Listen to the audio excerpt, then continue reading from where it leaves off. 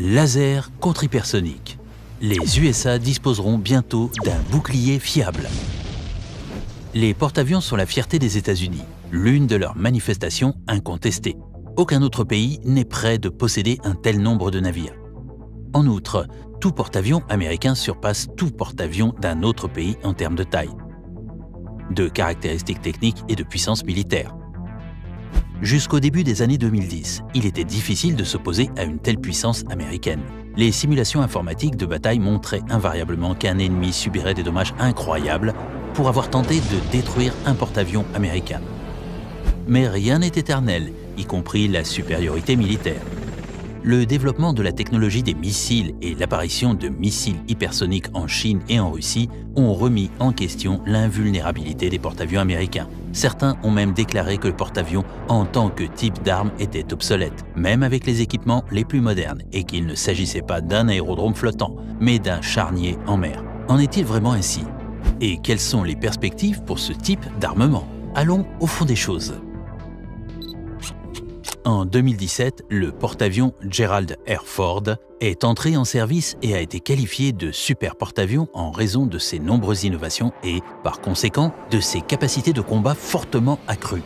100 000 tonnes de déplacement, un rayon d'action illimité, 90 avions à bord, dont des chasseurs de 5e génération F-35B, qui, grâce à 4 catapultes électromagnétiques, peuvent effectuer 220 sorties par jour.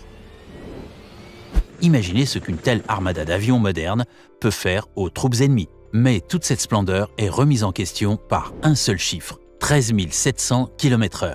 C'est la vitesse de l'ogive hypersonique chinoise DF-17. Elle a une portée de 1600 km. Un autre missile hypersonique chinois, le DF-41, a fait le tour du monde lors d'un essai en juillet 2021.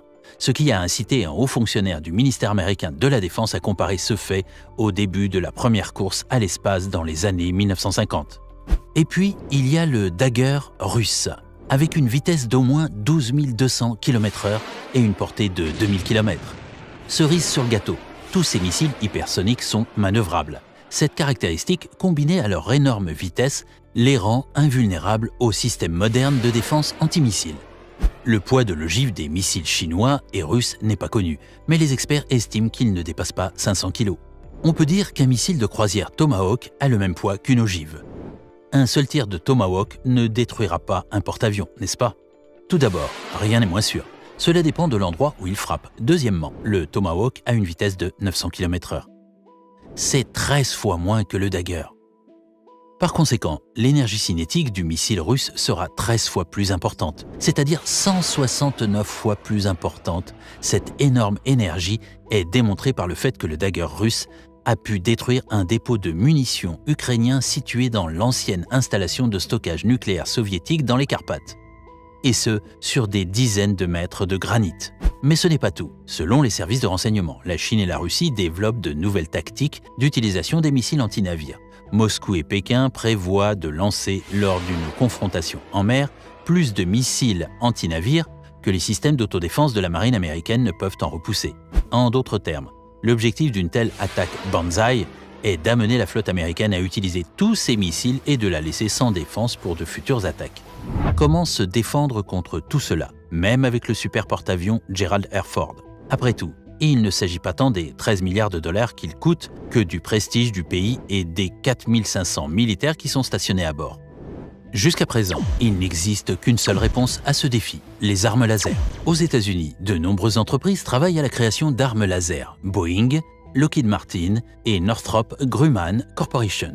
Les travaux sont coordonnés par la DARPA, Defense Advanced Research and Development Agency, du ministère américain de la Défense. Tous ont obtenu des succès dans ce domaine. Jusqu'à présent, c'est Lockheed Martin qui a remporté le plus de succès. Il a développé le Helios, High Energy Laser with Integrated Optical Dazzler and Surveillance, un laser à fibre optique basé sur la technologie de l'empilement spectral, où plusieurs lasers individuels sont combinés pour former un faisceau de plus grande puissance.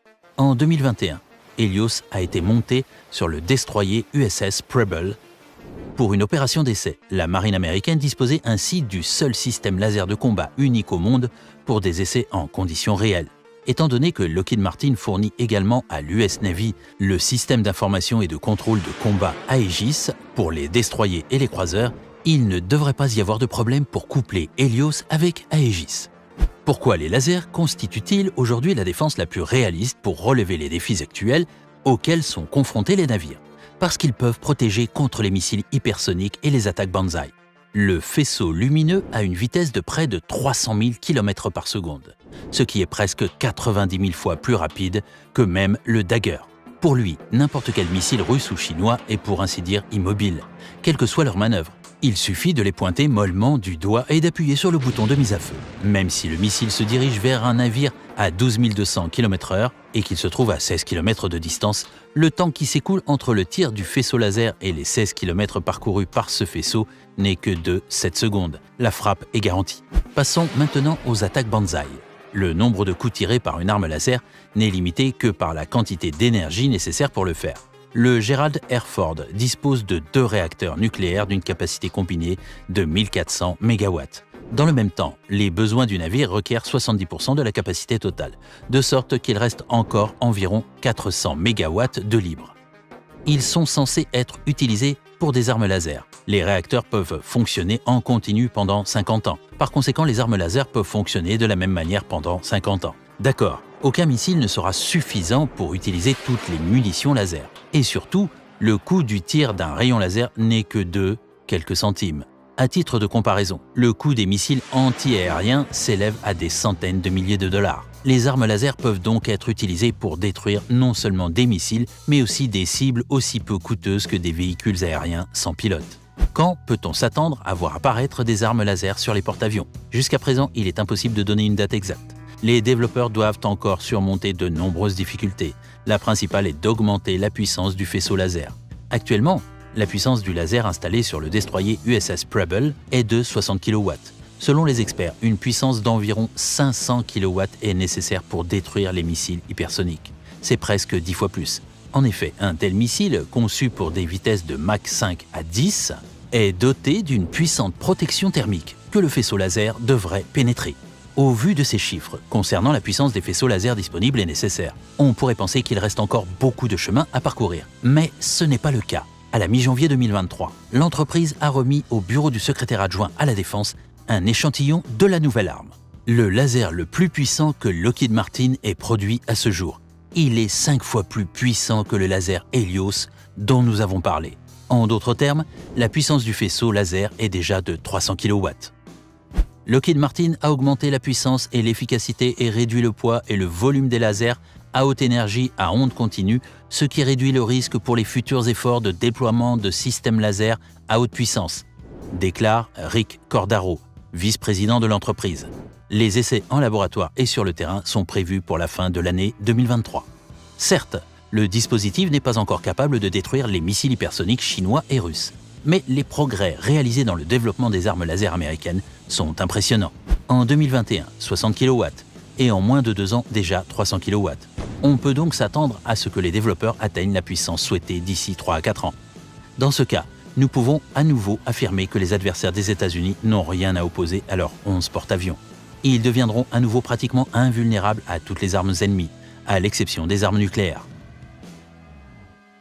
La présence d'un système laser à bord du navire présente un autre avantage indéniable. Plus précisément, 2 avantages. Tout d'abord, il ne brûle pas seulement la coque des missiles ennemis, mais aveugle également toutes sortes de capteurs optiques sur leur tête d'autoguidage, ainsi que les capteurs optiques sur le navire de l'ennemi. Et comme cela nécessite beaucoup moins de puissance que 500 kW, le faisceau laser peut être défocalisé de sorte qu'il fonctionne comme un projecteur, couvrant complètement un missile ou un navire ennemi avec son faisceau. L'autre avantage est que le Helios n'est pas seulement une arme, mais aussi un moyen de surveillance, ce qui se reflète dans son nom. Le contre-amiral Ronald Boxall a déclaré « Beaucoup de gens pensent au laser comme à quelque chose qui tire, mais les lasers sont aussi un très bon outil de reconnaissance, c'est-à-dire un capteur. Lorsque vous vous approchez d'une station radar, la capacité du radar est objectivement dégradée. À mesure que l'on se rapproche du laser, la capacité ne fait que s'améliorer. » Les États-Unis ne tarderont pas à disposer d'un bouclier efficace contre les missiles hypersoniques ennemis. Soyons patients et attendons. En attendant, nous vous tiendrons informés, vous nos téléspectateurs de toutes les nouvelles intéressantes, non seulement dans le domaine des armes laser, mais aussi de toutes les armes en général. Si vous avez aimé la vidéo, mettez-lui un pouce bleu pour